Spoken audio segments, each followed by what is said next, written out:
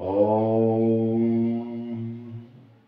गुरुर्ब्रह्मा गुरुर्विष्णु गुरुर्देव महेश्वर गुरु साक्षात परम ब्रह्म तस्मै श्री गुरुवै नमः। आदरणीय मित्रों, आज हम योग के अंतिम बिंदु के संदर्भ में चर्चा करेंगे, यानी चरेवेति बढ़े चलो। योग का कोई अंतिम बिंदु नहीं है, ध्यान योग का। इसमें जिसे पूर्व में मैं आपको बता चुका हूं, आभ्यंतर योग और बहिरंग योग। बहिरंग योग जिसमें हम आसन वगैरह लगाते हैं, सीखते हैं, प्राणायाम। आभ्यंतर योग ध्यान से संबंध रखता है एवं कई तरह की इस तरह की जिन्हें हम सिद्धियां कहते हैं, वह भी आभ्यंतर योग के माध्यम से ही संभव है। मेरे से कई प्रश्न करते हैं कि हम ध्यान में तो पूर्णता आ गई है, अब हमें आगे क्या करना चाहिए। ध्यान में कोई पूर्णता नहीं होती है। आप को आनंद आता जा रहा है तो आप बैठते जाइए, यही आपका एक उचित गुरु भी रहेगा। जब आप इस रास्ते पर चल निकलते हैं, कदम भी धरते हैं, तो फिर आपको उधर के रास्ता फिर मंजिल बताने वाले भी मिल जाएंगे आपके लिए। इसके लिए पहचानने के लिए हमारे पास में उन नजरों का, उन आंखों का होना आवश्यक है, और वो ध्यान पर बैठे बिना आप प्राप्त नहीं कर सकते। आप ध्यान पर ही बैठते तो इसकी भी कई सीढ़ियां तो है आगे बढ़ने वाली। जब भी आप पथ से विचलित होते हैं या कोई आप क्रिया को कर रहे हैं, उस क्रिया में कोई भेद है, कहीं गलत रास्ते पर जा रहे हैं, तो हमें जो इस वायुमंडल में जो सिद्ध पुरुष हैं, वो हमें यहां पर ध्यान में आकर के हमें रास्ता बताते हैं, सुझाव देते हैं कि आप इस तरह से चलिए।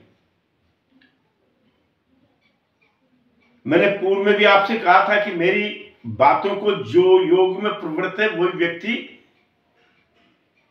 समझेगा, वही व्यक्ति जानेगा। इसमें जब हम चलते हैं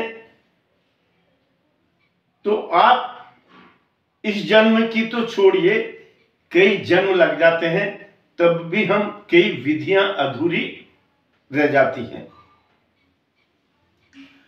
परंतु यहां पर योग ये कहता है कि अगर हमने ध्यान पर बैठना शुरू कर दिया, योग में प्रवृत्त हो गए,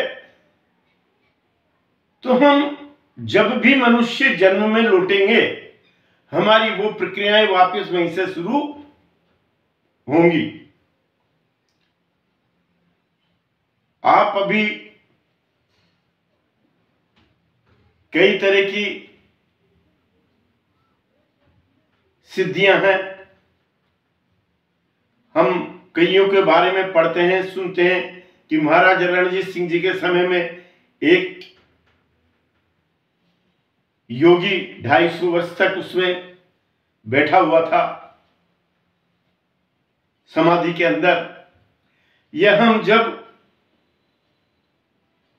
कई योगियों से सुनते हैं कि कोई 500 साल का है, कोई 1000 साल का है, तो ये गप नहीं है, ये झूठ नहीं है। किंतु आप ये सोचते हो कि हम इसी गृहस्थ जीवन में ही इन सब बातों को प्राप्त करें और इन उम्र के रहस्य को भी जाने और इसमें हम आगे बढ़ें, तो ये असंभव है। हमें आश्रम व्यवस्था से जुड़ना ही होगा। कहीं पर भी आप आश्रम व्यवस्था से जुड़ करके और योग्य गुरुओं की खोज आपको जारी रखनी होगी। मैं भी कई आश्रमों पे जाता हूं, जाकर के वहां के जो भी योग्य व्यक्ति होते हैं उनसे जो भी होता है वो सीखने की कोशिश करता हूं।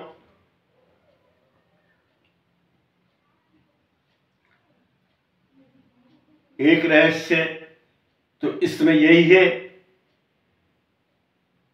लंबी उम्र में दिल की धड़कन को कम करके चलाना। अगर हम बैठे हुए हैं तो, ध्यान पर बैठे हुए हैं तो इसमें एक स्थिति आ जाती है कि फिर स्वतः अपना आप ही कम हो जाती है। कई तरह की सिद्धियां हैं, पानी के अंदर, जल के अंदर समाधि लगाना है, जल के ऊपर समाधि लगाना, ये सब भी आनंद को देती हैं, ऐसा नहीं है। अगर हम इन्हें प्रदर्शन में नहीं लें तो ये सब भी हमें आनंद देती हैं।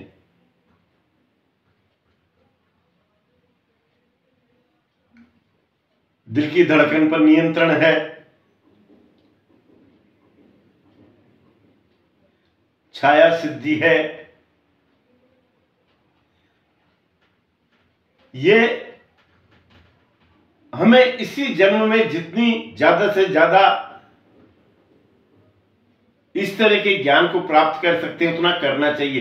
तर्क के चक्कर में कम से कम पढ़ें, तर्क के चक्कर में कम से कम पढ़ें, ये हमारा तर्क लक्ष्य नहीं होना चाहिए।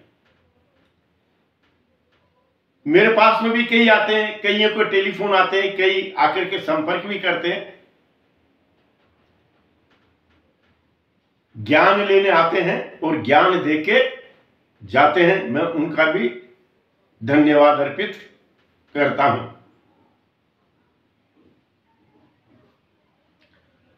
आप जब तक एकांत, मौन व्रत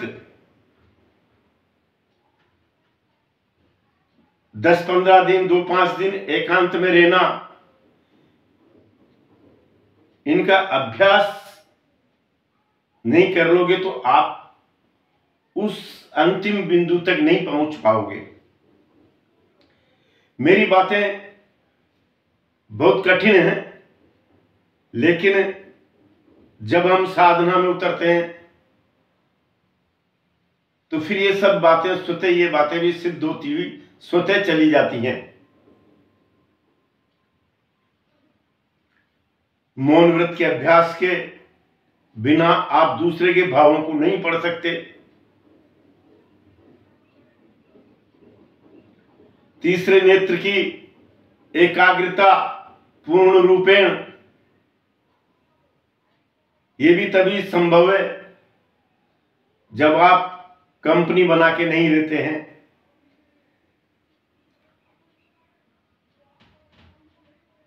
मेरा कहना यह है कि योग में बढ़ते ही जाना है, बढ़ते ही जाना है, इसमें कोई अंतिम लक्ष्य नहीं है। ध्यान पर बैठने भी क्रम से क्रमोन्नत होता हुआ स्वतः चला जाता है। योग्य गुरु मिल जाते हैं तो फिर तो आनंद ही आनंद है। लेकिन अभी तक जो मैं देख रहा हूं, बातों से समझाने वाले ही मिलते हैं, क्रिया से नहीं।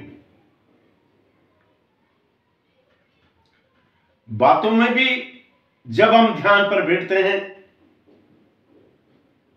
और एक लंबी समाधि का अवस्था आ जाती है, तो वाणी का क्रम भी बदल जाता है और वाणी का क्रम भी प्रभाव छोड़ने लग जाता है। आप जहां पर बैठे हैं वहीं पर बैठे बैठे किसी दूर के व्यक्ति को स्वस्थ कर देना, यह सब योग के अंदर है और संभव है, ऐसा कुछ नहीं है। योग में मित्रों पहली बात जो है वो यही है, जो मैंने आप पहले भी बता चुका हूं, आपके शरीर का पूर्ण रूपेण स्वस्थ होना। आपका ध्यान पर बैठते समय शरीर पर ध्यान ना जाए, शरीर अपना ध्यान नहीं खींचे। भोजन की व्यवस्था भी इसी तरह से रहे कि शरीर में उतनी ही मात्रा में रहे भोजन, जिससे आपकी एकाग्रता बनी रहे। हो सकता है मुझे आपको समझाना नहीं आता हो, लेकिन मैं किसी किस्से कहानी या उसके माध्यम से, मनोरंजन के माध्यम से आप तक नहीं पहुंचना चाहता हूं। जो भी बात है, जो दो टूक मैंने आपको समझाने की कोशिश की है, और जो भी योग में है उनको चाहिए कि मेरे उसको शुरू से अंतिम तक, जो भी मैंने अभी तक वीडियो दिए हैं, जब भी उनको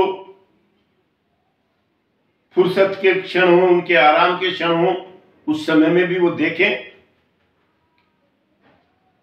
तो आपके कई रास्ते स्वतः खुलते हुए चले जाएंगे। इसलिए योग में आप जितना समय दे रहे हो बहुत अच्छा है। अगर आपको आनंद आता जा रहा है तो बैठे रहिए। आपकी व्यवस्था ऐसा होना चाहिए। चरैवेति बढ़े चलो।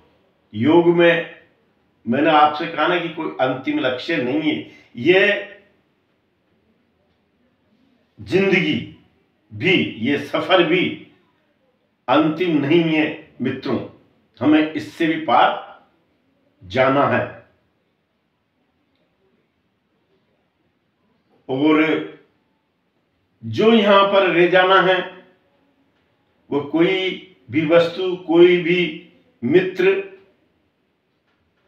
इस जन्म में तो अपना हो सकता है, लेकिन आगे उसका कोई साथ आपको मिलेगा नहीं मिलेगा, ये विषय अलग हो जाता है। अंत में मैं मेरी इस बात को यहीं पर पूर्ण विराम देते हुए कि ध्यान पर बैठें, आलस नहीं करें, और ध्यान को प्रमाद में, कोतूहल में नहीं लें कि यार बस ध्यान पर बैठ लिया, हो गया पूर्णता। कोई 10 मिनट बैठा, कोई 15 मिनट बैठा, इसका कोई अंतिम लक्ष्य नहीं है कि आप 10 साल बैठे, 20 साल, 100 साल, 200 साल, 300 साल। आपकी व्यवस्थाएं इसी तरह से होना चाहिए। ध्यान पर बैठने वालों के लिए समाधि का लक्ष्य होना ही चाहिए। नमस्कार।